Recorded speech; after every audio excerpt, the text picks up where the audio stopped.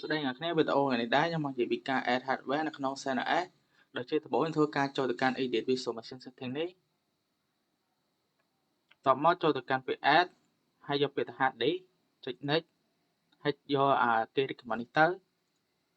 ហើយយកពាក្យថា create a new visual disk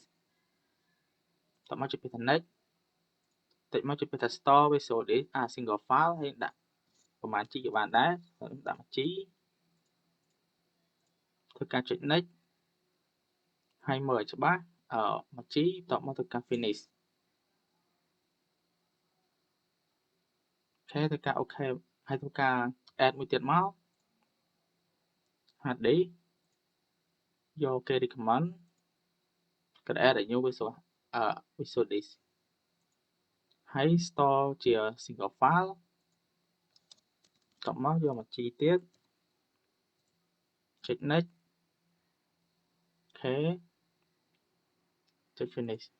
តបមកធ្វើការចុច OK មកឥឡូវវាមកហើយនេះ hard disk របស់ខ្ញុំ hard disk 3 hard disk 4 hard disk 5នេះឥឡូវធ្វើការបើកសិនអរគ្នាត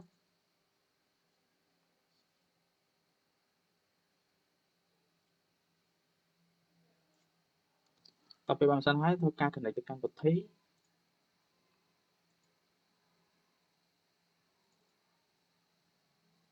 ចាស់ច្រឡំ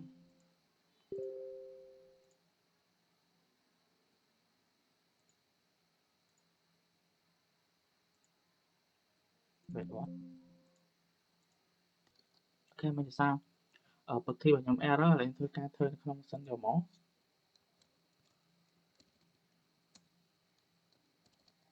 login ជា root មកធ្វើការ clear គេដំបូងធ្វើការ check មើល ls blk អូខេអានេះជា hard disk 2ដែលយើងបានដាក់មិញគឺទី1 4ទី1 1 4ហើយ5 4 5នេះចែកវាជា G តបមកធ្វើការចែកវាទៅយើងចែកNVM 4ហើយ4នេះជា2ហើយ NVM 5នេះជា2ដែរបើកមក FD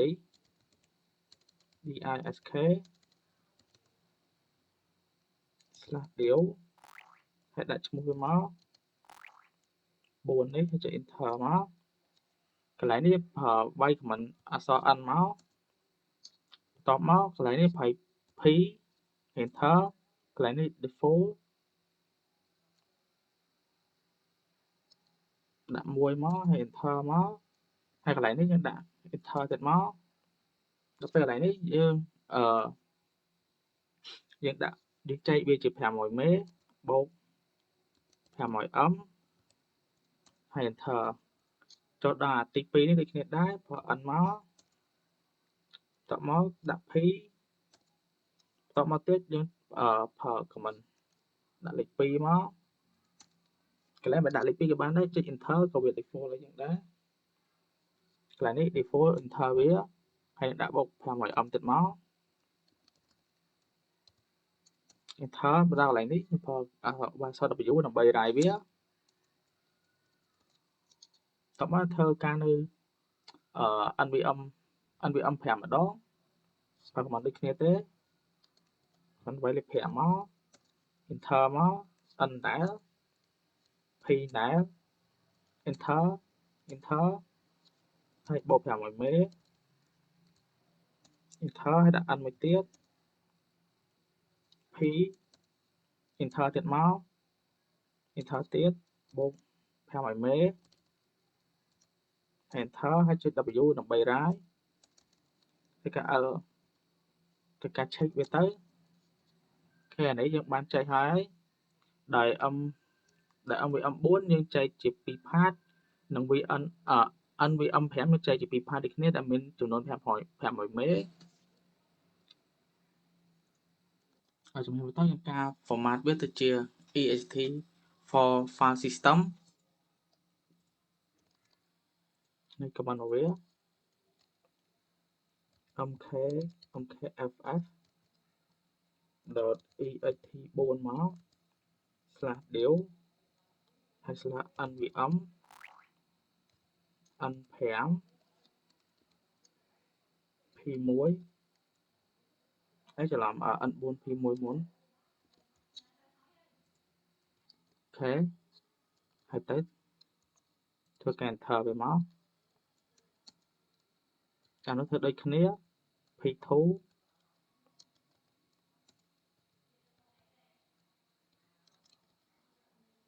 5 P1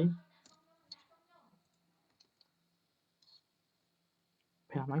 P2 អូខេតមកធ្វើការ create mount point មកអូខេ DIO .p /data ដោយសារខ្ញុំធ្លាប់បង្កើតពីមុន data 4 ហើយខ្ញុំត្រូវដាក់ data 5 data 5 កាន់ data 6 data 7 data 8នៅនេះបើតើបង្កើតទេអាចដាក់ពី1ដល់4បានដោយសារខ្ញុំបង្កើតហើយអញ្ចឹងបង្កើតដាក់ពី5ដល់8ទៅហើយចុច enter មកតបមកយើងធ្វើការ mount participant របស់យើងទៅកាន់ directory មួយ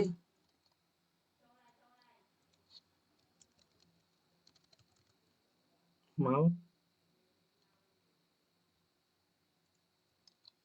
mount /dev nvm បាទនេះគឺការ copy ពីលើមកកុំឲ្យច្រឡំ copy មក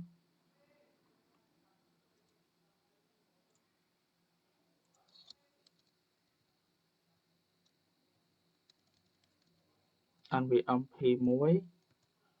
ទៅកាន់ data 5 nvm P2 P2 ទៅកាន់ data 6 ហើយ nvm 5 P1 ទៅកាន់ data 7 ហើយ nvm 5 ទៅកាន់ P1 ទៅកាន់ P2 ទៅកាន់ data 8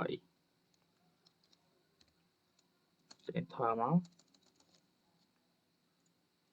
តបឲ្យធ្វើការ auto mount មក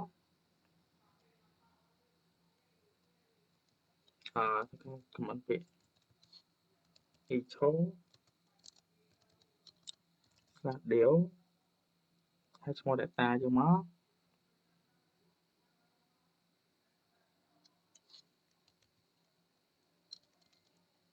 ការ copy ដាក់ path តាអូខេ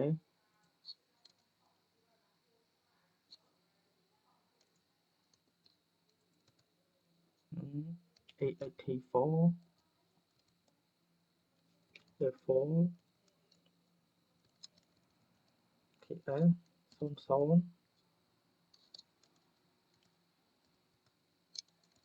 បិទថ្មីកដោវិញមកតោះដាក់សញ្ញាព្រួយពីនេះសញ្ញាធំជាងទៅកាន់ etc/fs tab ហើយការបដិមួយច្បាស់ហើយនៅ data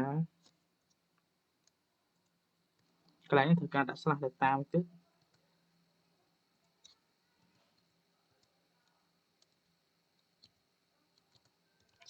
/data 5 អូ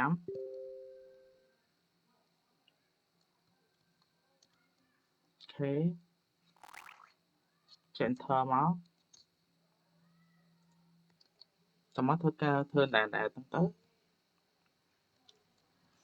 data 6 P2 ហើយ enter មកអានេះ data 7 P1 N5 នេះ enter ហើយ data 8 P សម្រាប់ P2 ហើយ enter មកត មកទៅការ mount A mount .a ហើយយើងធ្វើការ remove វាទៅ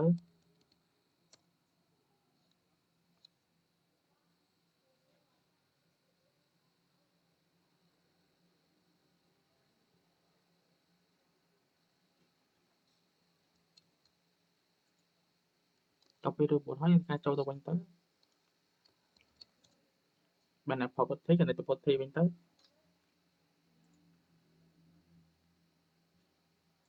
ហើយការចូលទៅកាន់ terminal login to root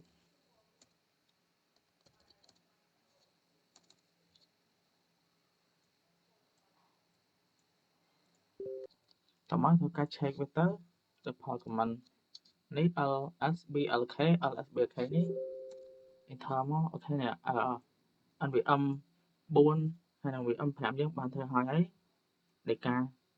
បែងចែកជា2 part ហើយក្នុងមួយ part មាន500 មេហ្នឹង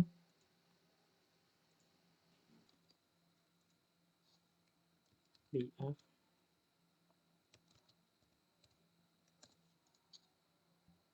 នេះវាបានចែករបស់យើងហើយ data 456យើងបានបង្កើតមិញនេះអូខេអញ្ចឹងវីដេអូរបស់ខ្ញុំថ្ងៃហ្នឹងមានតែប៉ុណ្្នឹងទេអរគុណអ្នកនរគ្នាសម្រាប់ការតាមដាន